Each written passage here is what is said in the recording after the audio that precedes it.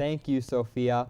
Hello, and welcome back to the newest season of Midweek Update. I'm Richard Marks. And I'm Jackie Berger. Unfortunately, one of our old hosts, Julian Pozo, ran away to France for a little bit after growing much too tired of the Trump administration. But, depending on how the midterm goes, he'll probably be back in January. And Sophia Lynch has become our overlord. She has become our boss thanks to a stellar promotion, and she's been a really, really great boss. Yes, and we're just here to tell you some of the news of the week. It's been an aggressive week. The media is obsessed with Stormy Daniels' new book, Full Disclosure, which will be released on October 2nd. The book reveals all the juicy details of Daniels' affair with the golden-haired man-child-in-chief whose dick looks like a Toad from Mario Kart. Now, I've never seen a dick that looks like Toad, but I've sure had a dick that makes me scream like him. A recent congressional campaign ad for Arizona for Democratic candidate David Brill took the internet by storm last week. The ad features some unlikely guest stars, his Republican opponent, Bal Gosar's siblings. Gosar's brothers and sisters shared their disdain and disappointment for their brother in efforts to endorse Brill. And you thought your family Thanksgiving was going to be awkward. Last Friday, the world's oldest known animal in the geological record was identified as being 558 million years old. Let's see what it looks like. Oh no, Bernie! A recent study published in the journal Proceedings of the Royal Society B shows that a woman's scent is most attractive to men at peaks in their fertility. That reminds me, I meant to tell you, you smell pretty good today.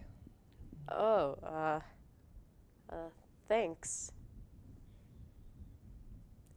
This week in the war on drugs, researchers from the University of Oregon tested different levels of MDMA on octopi to see how they would react. Some people are upset that research is being devoted to such a frivolous study. I'm just mad that they're wasting all these drugs on octopi when I have to walk all the way to South Campus to get mine. In other drugged-out marine life news, a seafood restaurant in Maine has started using marijuana to calm their lobsters down before boiling them alive. But before they were put in the pot, the lobster made a hasty conversion to lobstafarianism. The animal themes just keep rolling this week. Where in Ann Arbor, the bird is not the word. The city has announced that they will be confiscating the popular motorized scooters known as birds for invalid parking and driving around campus. It seems the birds are flying south just in time for the arrival of the Canada goose population. A small town in Missouri named Uranus has recently welcomed a newspaper titled The Uranus Examiner. Some residents of the town are outraged at what they think is an asinine name, which I personally find hurtful, since that's exactly what I call myself at the club. Speaking of shitty encounters, as a result of Hurricane Florence, at least 110 lagoons in North Carolina have either released pig waste into the environment or are at imminent risk of doing so. I don't know, sounds like hogwash. Well, something that isn't hogwash is this ongoing trend in political books written by former Trump administration members. According to a report from last Thursday by 538, sales in political books are up by 25%. Well, lucky for you, we here at Midweek have the latest on upcoming books being currently written by Trump staffers.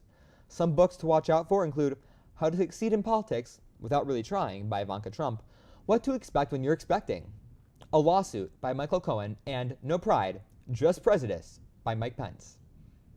In non-political book news, the first issue of the new Batman comic series included a panel with the visible outline of Batman's penis.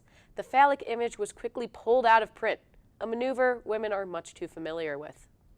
In back-to-school news, a preschool teacher in Columbus, Ohio,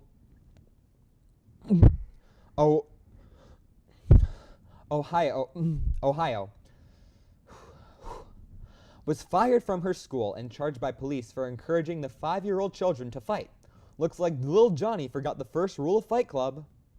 And in what I find to be the biggest story of the week, Sesame Street writer Mark Saltzman admitted that while characters Bert and Ernie are based on the relationship he has with his same-sex partner, Bert and Ernie are not gay. Sesame Street itself chimed in, saying Bert and Ernie remain puppets and do not have sexual orientation. Don't worry though, kids. If you want to see a male puppet bending over for another man, just look at the White House. Well, that's all we have for you this week. Back to you, Sophia. Thanks, guys, and thank you all for tuning into Michigan Time. I'm Sophia Lynch, and have a great night.